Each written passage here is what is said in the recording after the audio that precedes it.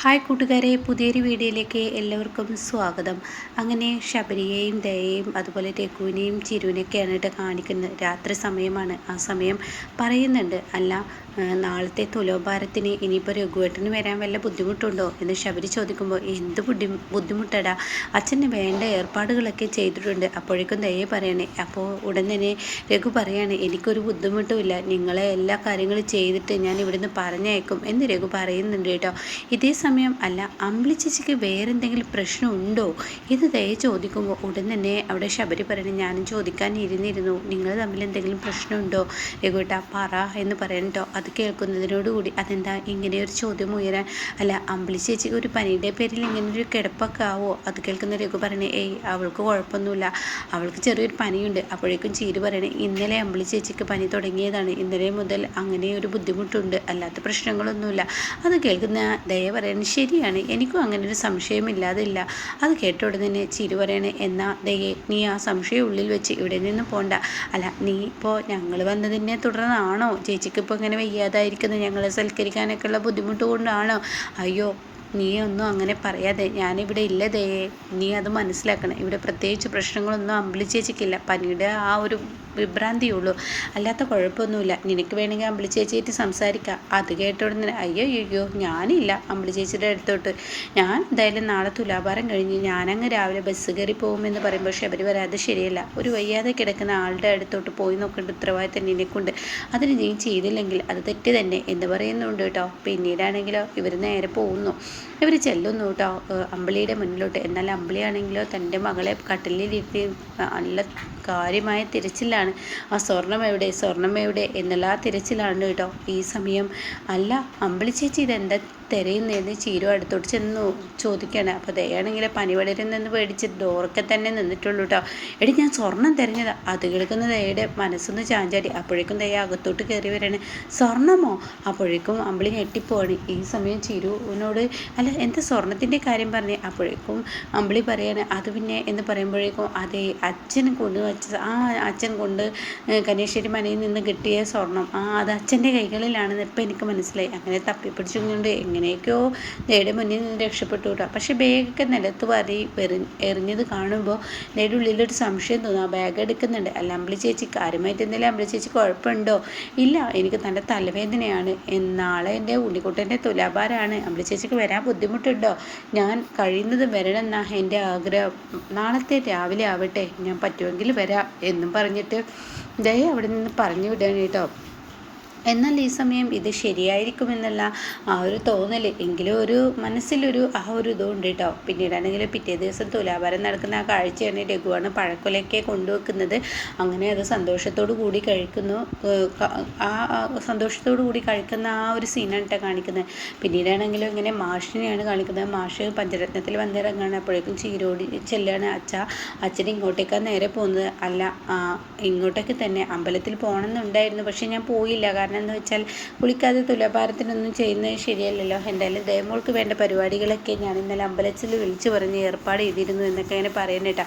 അത് കേൾക്കുന്നതിനോടുകൂടി അല്ല നമ്മുടെ അമ്പിളി എവിടെ? അമ്പിളി ചേച്ചിക്ക് ഇന്നലെ മുതൽ സുഖമില്ല, എന്താണെന്ന് അറിയില്ല. അപ്പോൾ അത് കേട്ട ഉടൻ തന്നെ മാഷി പറയണേ, എന്നാൽ ഞാൻ കുളി കഴിഞ്ഞ് വരട്ടെ, എന്നിട്ട് അമ്പിളിയെ കണ്ടോളാം എന്ന് പറയണം കേട്ടോ. അപ്പോഴേക്കും റൂമിലിരിക്കുന്ന അമ്പിളിയുടെ മനസ്സിലൊരു ടെൻഷൻ, തൻ്റെ അച്ഛൻ വന്നിരിക്കുന്നു, സൗണ്ട് കേട്ടിരിക്കുന്നു. ശരി, ഇനി എനിക്കങ്ങനെ മുന്നോട്ട് കൊണ്ടുപോകാൻ പറ്റില്ല, ഇത് മനസ്സിനെ വല്ലാതെ അലട്ടുന്നതുകൊണ്ട് തന്നെ തൻ്റെ അച്ഛൻ്റെ മുന്നിൽ എല്ലാ കുറ്റബോധങ്ങളും ഏറ്റു പറയുകയാണ് നല്ലത്. അങ്ങനെ അമ്പിളി അവിടെ നിന്ന് വരുമ്പോൾ ചീരുകയാണ് ഡോറ് തുറന്നു വരുന്നത്. എങ്ങോട്ടാണ് അമ്പിളി ചേച്ചി ഓടുന്നത്? അല്ല അച്ഛനാണോ വന്നത്? അച്ഛൻ്റെ സൗണ്ട് കേട്ടതുപോലെ. അത് കേട്ടോടെ തന്നെ ചീരുവിനോട് അതെ അച്ഛൻ തന്നെയാണെന്ന് ചീരു പറയണം കേട്ടോ. അപ്പോൾ തന്നെ എനിക്കെൻ്റെ അച്ഛനെ കാണാൻ, എനിക്കെൻ്റെ അച്ഛനോട് കുറച്ച് സംസാരിക്കണം. അത് കേട്ടോടെ തന്നെ അച്ഛനൊന്ന് കുളിക്കട്ടെ, ഫ്രഷ് ആയിട്ട്. അപ്പം നീ എനിക്ക് വയ്യാത്തത് പറഞ്ഞില്ലേ? പറഞ്ഞു, പക്ഷേ കുളി കഴിഞ്ഞ് വന്നതിന് ശേഷം അമ്പിളി ചേച്ചി കാണാമെന്നും പറഞ്ഞ് അച്ഛനങ്ങോട്ടേക്ക് പോയിരിക്കുകയാണ് എന്ന് പറയാൻ കേട്ടോ. അല്ല എന്താ അമ്പിളി ചേച്ചി എന്തെങ്കിലും പറയാനുണ്ട്? ഏയ് ഒന്നുമില്ല എന്ന് പറഞ്ഞിട്ട് കഥക് പെട്ടെന്ന് കുറ്റിയിട്ട് താൻ പെട്ടെന്ന് കുളിക്കുകയാണ് കേട്ടോ. അപ്പോഴേക്കും മാഷിനെയാണ് കാണിക്കുന്നത്. തൻ്റെ ഭാര്യ ലക്ഷ്മിയുടെ മുന്നിൽ എന്തൊക്കെയോ അങ്ങനെ മാഷ് പിറുപിറുക്കുന്നുണ്ട് കേട്ടോ. അതെന്താണെന്ന് നമുക്ക് മുന്നിൽ വ്യക്തമാക്കുന്നില്ല. മനസ്സ് ലക്ഷ്മിയുടെ മുന്നിൽ തുറക്കുന്നുണ്ട്. ഇതേ സമയം അമ്പിളിയാണെങ്കിൽ താൻ കടന്നു വരുമ്പോൾ തൻ്റെ അച്ഛൻ അവിടെ അമ്മയുടെ മുന്നിൽ നിന്ന് നിൽക്കുന്ന ആ സീൻ കാണുമ്പോൾ അമ്പിളി തകർന്നും കൊണ്ട് ആ തിണ്ണയിലങ്ങ് ഇരിക്കാൻ കേട്ടോ. ഈ സമയം പ്രാർത്ഥനയ്ക്ക് കഴിഞ്ഞ് തൻ്റെ ഭാര്യയോട് പരിഭവങ്ങളൊക്കെ പറഞ്ഞ് താനും ഇങ്ങോട്ടേക്ക് തിരിയുമ്പോൾ അമ്പിളി തളർന്നിരിക്കുന്നതാണ് മാഷ് കാണുന്നത്. അപ്പോൾ അത് കണ്ടുകൊണ്ട് തന്നെ എന്താ മോളെ നിനക്ക് പറ്റിയത്? ഒറ്റ ദിവസത്തെ പനി വന്നപ്പോഴേക്കും നിനക്ക് സുഖമില്ലാതായോ? എന്നാൽ ഇനി വൈകിക്കാൻ പാടില്ല, ഇപ്പം തന്നെ നിന്നെ ഡോക്ടറെ കാണിക്കണം. അത് കേൾക്കുന്ന അമ്പിളി പറയുന്നത് എന്നെ ഡോക്ടറൊന്നും കാണിക്കണ്ട, എനിക്ക് ചില പ്രശ്നങ്ങളുണ്ട്. എൻ്റെ അച്ഛൻ എൻ്റെ അരികിൽ എപ്പോഴും ഉണ്ടാവണം. എൻ്റെ അച്ഛനില്ലാതെ എനിക്ക് ജീവിക്കാൻ കഴിയില്ല. അച്ഛൻ്റെ സാമീപ്യം എന്നിലുണ്ടായ തീർച്ചയായും നീ പ്രശ്നത്തിന് പരിഹാരമോ? എന്തിനാ അമ്പിളി നീ ഇങ്ങനെയൊക്കെ പറയുന്നത്? അതിന് മാത്രം എന്താ ഇപ്പോൾ ഇവിടെ ഉണ്ടായത്? അച്ഛൻ എനിക്ക് പേടിയാവുന്നു, എനിക്ക് അച്ഛനോടൊരു കാര്യം ചെയ്യാനുണ്ട്. ഞാനൊരു തെറ്റ് ചെയ്തു. അപ്പോഴേക്കും ചീരു അവിടെ പുറത്തോട്ട് വരികയാണ് കേട്ടോ. എന്നിട്ട് പറയണേ ഞാനൊരു തെറ്റ് ചെയ്തോ എന്നിങ്ങനെ അമ്പിളി പറയുന്നുണ്ട്. അപ്പോൾ ചിരുവിനെ കാണുന്നില്ല. എന്ത് തെറ്റാണ് എൻ്റെ മോള് ചെയ്ത്? അത് അച്ഛൻ എന്നെ അടിക്കുമോ എന്തോന്ന് ചെയ്യുമെന്ന് എനിക്കറിയില്ല. എന്നാലും അച്ഛനോട് എനിക്ക് തുറന്ന് പറയണം. ഞാൻ എൻ്റെ മനസ്സിൻ്റെ അലട്ടല്ല, അച്ഛനോടല്ലാതെ വേറെ ആരോട് പറയാനാണ് എന്ന് പറഞ്ഞിട്ട് തൻ്റെ ആ ഒരു സങ്കടം പറയുന്നത് കേട്ടോ. അതായത് ആ സ്വർണ്ണമില്ലേ പോലീസും മറ്റുള്ളവരും അന്വേഷിക്കുന്ന ആ സ്വർണ്ണം അതെൻ്റെ കൈകളിലുണ്ടെന്ന് പറയുമ്പോൾ രഘു എത്തിയിരിക്കുന്നു കേട്ടോ. രഘുവിനെ കാണുന്ന മാഷും അന്താളിച്ച് പോവാണ്. മാഷും പേടിയുടെ ഭയത്തിൽ ഇങ്ങനെ നോക്കി നിൽക്കുമ്പോൾ ഉടൻ തന്നെ നോക്കുന്നത് എങ്ങോട്ടാണെന്ന് അറിയാതെ കണ്ടിട്ട് പിന്നീട് രഘു തിരിഞ്ഞു രഘു ആണെന്ന് മനസ്സിലാക്കുന്ന അമ്പിളി ഭയന്ന് പോകണം കേട്ടോ. അപ്പോൾ ഉടൻ തന്നെ അവിടെ നിന്നും എണീറ്റിട്ട് എന്താ ഉണ്ടായതെന്ന് മാഷ് ചോദിക്കുകയാണ്. അപ്പോൾ തന്നെ ഞാനെന്നാ സ്വർണ്ണം വണ്ടി കഴുകുമ്പോൾ കിട്ടിയപ്പോൾ പിന്നീട് എനിക്ക് എന്ത് ചെയ്യണമെന്ന് അറിയില്ലായിരുന്നു. എൻ്റെ രഘുവേട്ടനെ പിടിക്കപ്പെടുമോ അച്ഛനെ പിടിക്കപ്പെടുമോ എന്ന പേടിയിൽ ഞാൻ ആ വിഭ്രാന്തിയിൽ അച്ഛൻ്റെ റൂമിൽ ഞാൻ പൊതിഞ്ഞു വെച്ചു. സാവകാശം ഞാനത് ചെയ്യാമെന്ന് കരുതിയിട്ടാണ്. ഇനിയിപ്പോൾ വാദ്യപ്രതിഭയാക്കുമോ എന്ന പേടിയൊക്കെ എൻ്റെ ഉള്ളിൽ ഉള്ളതുകൊണ്ട് ഞാനത് കൊണ്ടുവച്ചു എന്ന് പറയുമ്പോൾ ഉടൻ തന്നെ ചിരു അത് ആ കട്ടിലിനടിയിൽ നിന്ന് കിട്ടിയ സ്വർണ്ണം അത് നിൻ്റെ കൈകളിലുണ്ടോ എന്ന് ചോദിക്കുന്നു. അപ്പോൾ ഉടൻ തന്നെ ചിരു പറയണേ യെസ് അച്ഛാ എൻ്റെ കൈകളിലുണ്ടെന്ന് പറയണേട്ടോ. അപ്പോഴേക്കും അത് ആകെ കേൾക്കുമ്പോൾ അമ്പിളി ഞെട്ടിപ്പോണ്. ഈ സമയം അച്ഛാ ഞാൻ വല്ലാതെ ഭയന്നു. ആ സ്വർണം എന്നിൽ നിന്ന് നഷ്ടപ്പെട്ടപ്പോൾ എനിക്ക് ഏറെയും പേടിയായി എന്ന് പറയട്ടോ.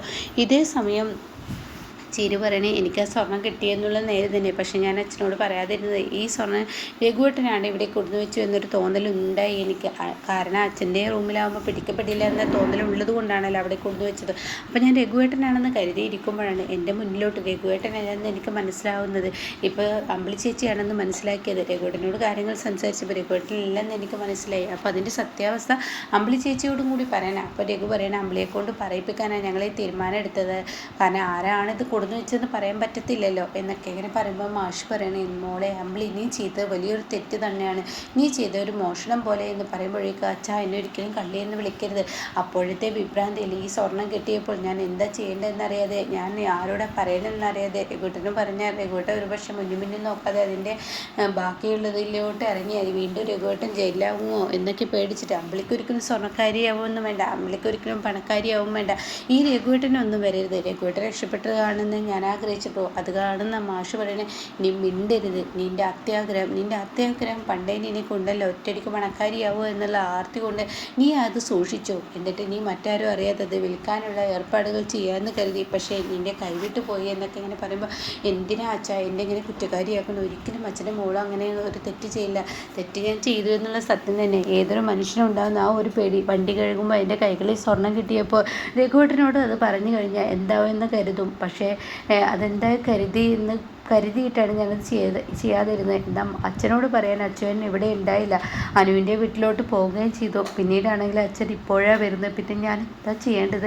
ആ ഒരു സങ്കടത്തിൽ ആ ഒരു പെട്ടിയിൽ ഞാൻ പല സത്യങ്ങളും മറച്ചു വെച്ചു എന്നൊക്കെ പറഞ്ഞിട്ട് കരയുമ്പോൾ ഉടൻ തന്നെ ചിരുവിന് പേടിയാവാനായിട്ട് അമ്മയുടെ ആ സമനില എത്തിയ കരച്ചിൽ കാണുമ്പോൾ ഇതേ അച്ഛൻ ഇത്രയെല്ലാം അമ്പിളിച്ചേച്ചിയെ വഴക്ക് പറഞ്ഞുള്ളൂ. അതുകൊണ്ട് തന്നെ അമ്പിളിച്ചേച്ചി ഒന്ന് സമാധാനപ്പെടും. ഇല്ല എനിക്ക് സമാധാനമില്ല. കാരണം ഞാൻ ചെയ്തത് വലിയൊരു തെറ്റാണെന്ന് തിരിച്ചറിയാൻ എനിക്ക് കഴിവുണ്ട്. പക്ഷേ ഒരിക്കലും അമ്പിളി മോഷ്ടിച്ചു എന്ന് അച്ഛൻ പറയരുത്, ഒരു പെരുങ്കല്ലി എന്ന് അച്ഛൻ പറയരുത്. അത് പറഞ്ഞാൽ ഈ മനസ്സ് താങ്ങില്ല, ഈ മനസ്സിന് അതിന് കഴിയില്ല എന്നൊക്കെ പറഞ്ഞ് പൊട്ടി കരയുമ്പോൾ രഘുവേട്ടാ ഞാൻ അങ്ങനെ ഒരിക്കലും കരുതിയിട്ടില്ല. ഈ മനുഷ്യന് വേണ്ടിയാണ് ഞാൻ എല്ലാ ത്യാഗങ്ങളും സഹിച്ചത്. ഇനിയിപ്പോൾ ഈ മനുഷ്യൻ്റെ കയ്യിൽ ഈ സ്വർണം കിട്ടിക്കഴിഞ്ഞാൽ ഒരു പക്ഷേ ഈ മനുഷ്യൻ മുന്നും നോക്കാതെ എന്തിനെങ്കിലും പുറപ്പെട്ട് കഴിഞ്ഞാൽ അത് പ്രശ്നമാകുമെന്ന് കരുതി ഞാൻ ഒളിപ്പിച്ചു വെച്ചു എന്നുള്ള സത്യം തന്നെ എന്നൊക്കെ ഞാൻ പറയുന്നുണ്ട് കേട്ടോ. അപ്പോൾ ഇങ്ങനെയൊക്കെയുള്ള ഒരു സീനിലാണ് ഇന്നത്തെ എപ്പിസോഡ് നിർത്തിയിരിക്കുന്നത്.